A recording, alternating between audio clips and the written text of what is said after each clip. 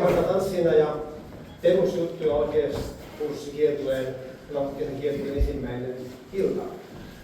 Tämmöistä otteesta lähdettiin liikkeelle.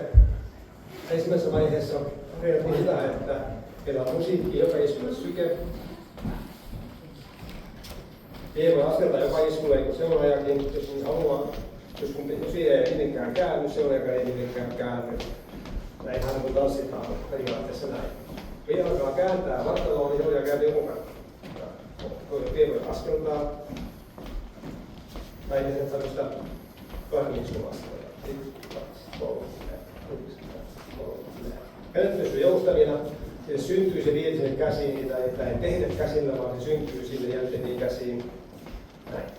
Jos vie tässä pikkuhiljaa kääntyy tänne oikein, niin seuraaja kääntyy mukana. Ja kun vähän kerrassaan käännettiin, niin seuraaja pysyy mukana.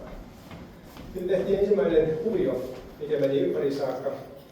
Ja siihen seuraaja vie sinne askeliikkuissa. Vie teki ensin potkun 2, 3, 4, 5, 6. 1, 2, 3, 4, 5. Tässä on vienti ykkösellä, vienti viitosella. Ykkösellä ja viitosella. Ja seuraajalla vasen käännös. Ja jos viejä jatkaa sitä ristiaskelusta siinä eikä jarrutakaan viitosella, niin seuraaja syntyy siihen toinen kierros. 2, 3, 4, 5, 6, 7, 8. 1, 2, 3, 4, 5, 6, 7, 8, 1. Näin.